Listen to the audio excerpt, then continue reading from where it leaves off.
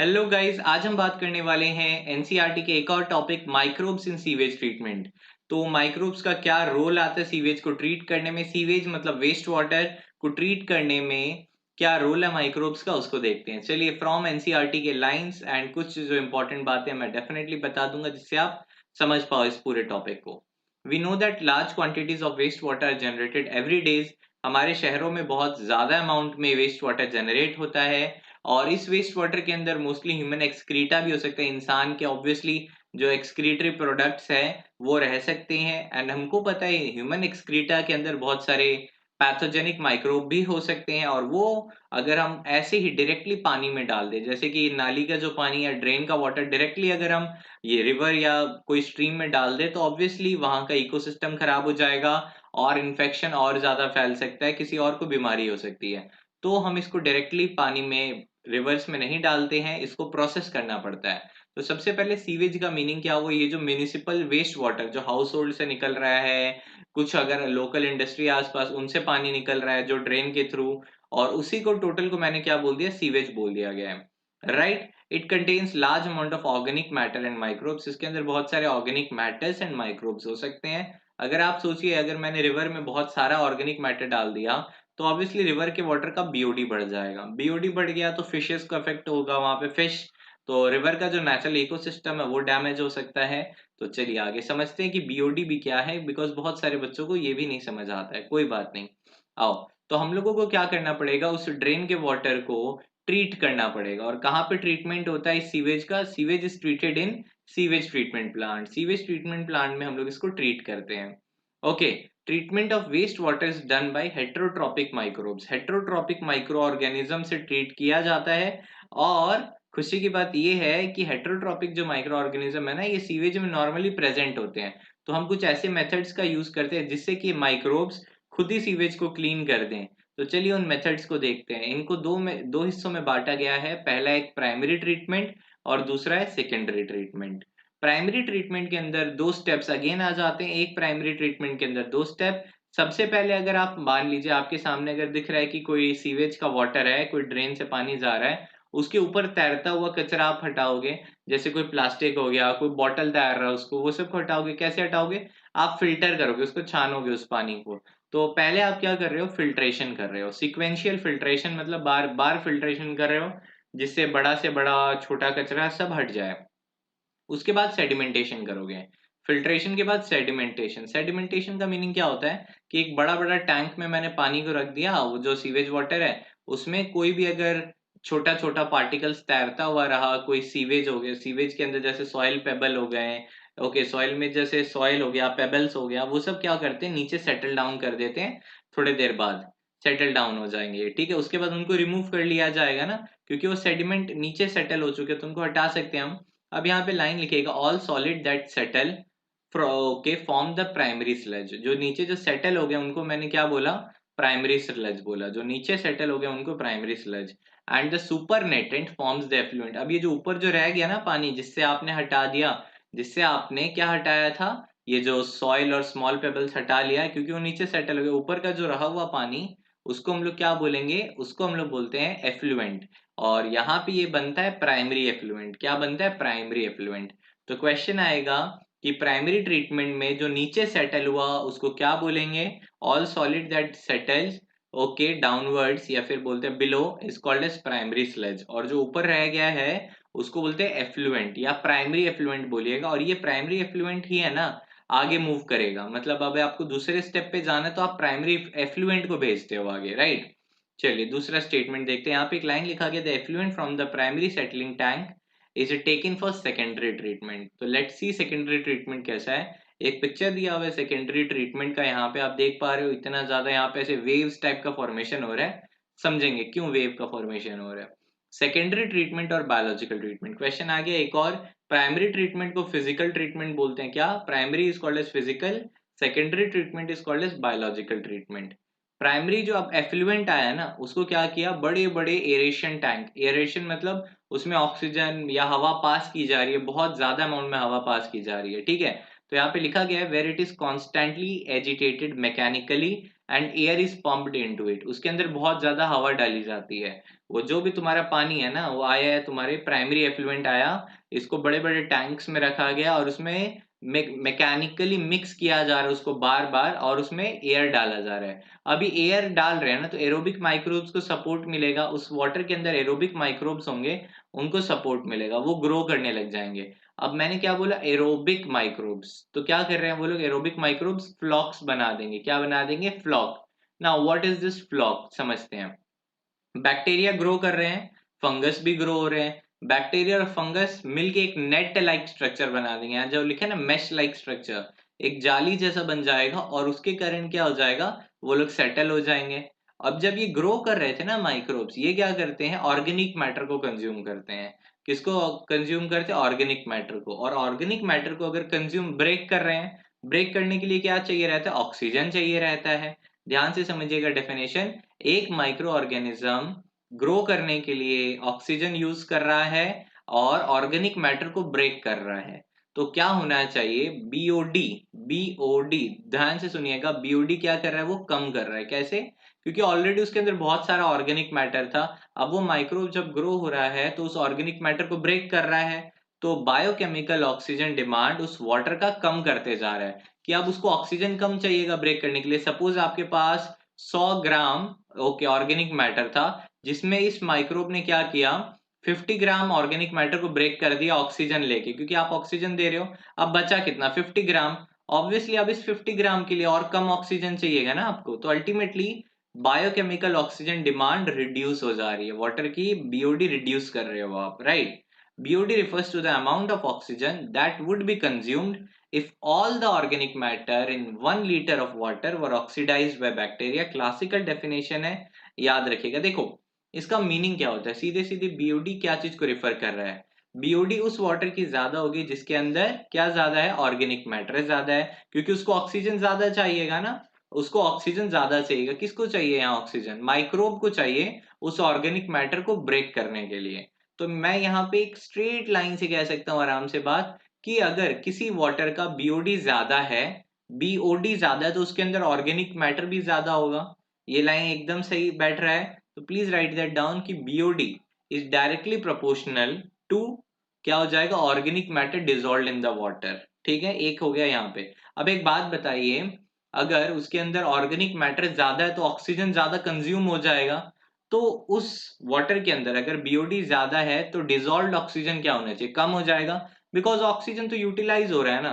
तो ये दो चीज लिख लीजिएगा, BOD is inversely proportional to DO, मतलब डिजोल्व्ड ऑक्सीजन, ऑक्सीजन कम हो जाएगा उस वाटर के अंदर, और BOD is directly proportional to the polluting potential, वो उतना ज्यादा पल्यूटेड है वो वाटर ना, क्योंकि आपको पता था एक वाटर पल्यूटेड कब होगा, उसके अंदर ज्यादा ऑर्गेनिक मैटर होगा, ज्यादा ऑर्गेनिक मैटर मतलब ज्यादा बीओडी, राइट, क्लियर हो गया।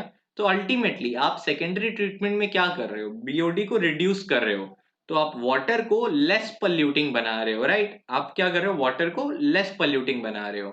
ठीक है, तो यहाँ पे लिखा गया एक line, indirectly BOD is a measure of organic matter present in the water. यहाँ से सारे एमसीक्यूज आ जाते हैं, इसीलिए मैंने इसको टाइम लेके समझा दिया। चलिए, once the BOD of the sewage or wastewater is reduced significantly, the effluent is then passed into settling tank।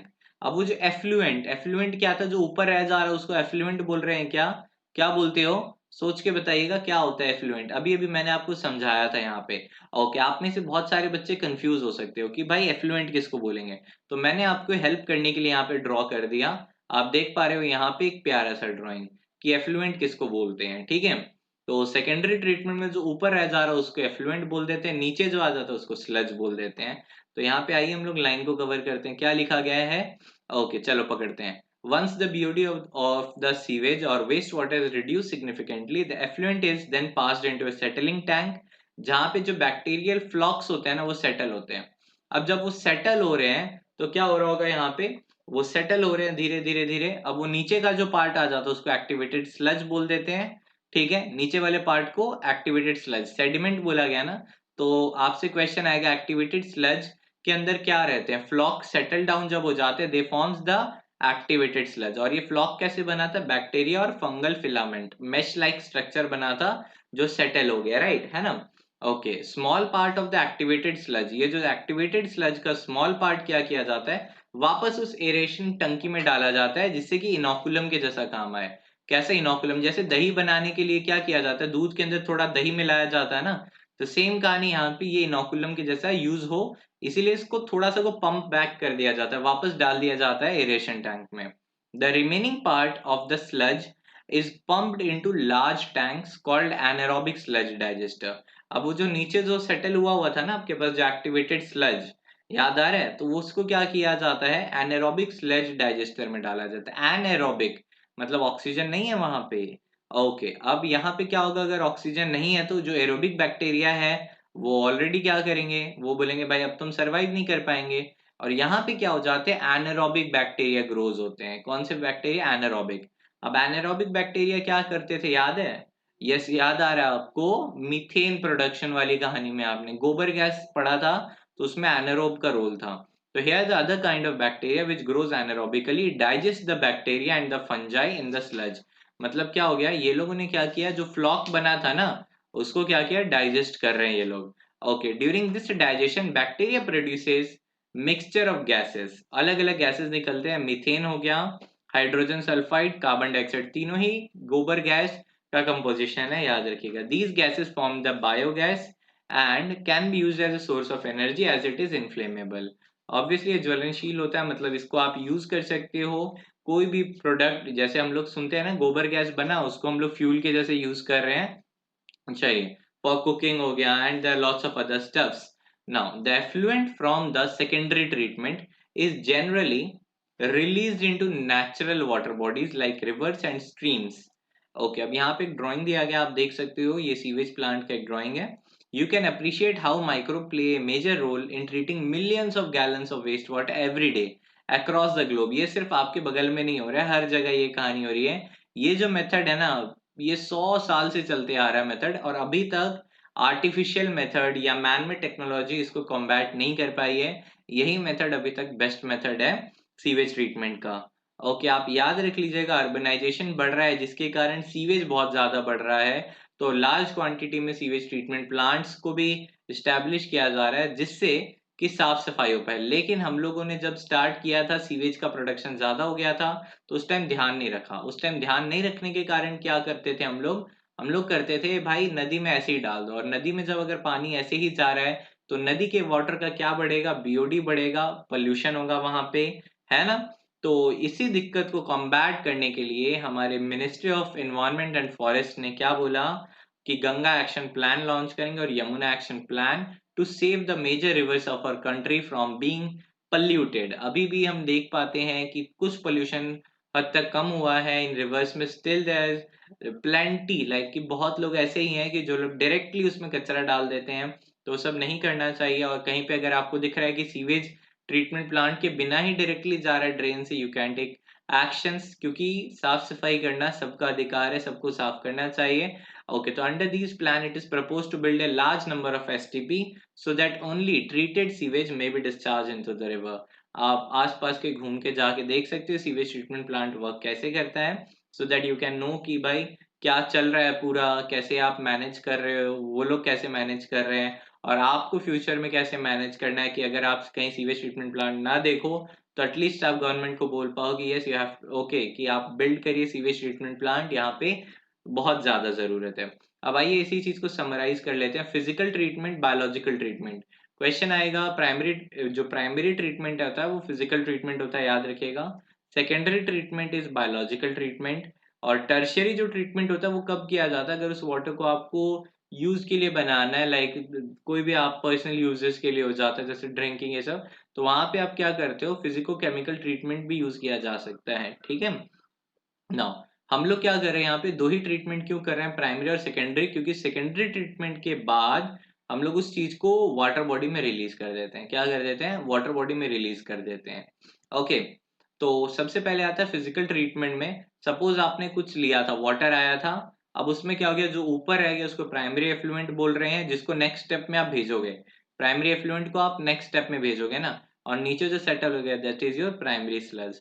Again अब सेकेंडरी ट्रीटमेंट में जो प्राइमरी एफ्लुएंट आया, ठीक है, उसके अंदर क्या करवाया आपने, फ्लॉक्स बने, याद है फ्लॉक्स बने, फ्लॉक सेटल डाउन हो रहे हैं। अब जो सेटल डाउन हो गया उसको एक्टिवेटेड स्लज बोल रहे हैं, और जो सेकेंडरी एफ्लुएंट बना उसको आप क्या कर रहे हो, वाटर बॉडीज में रिलीज कर रहे हो।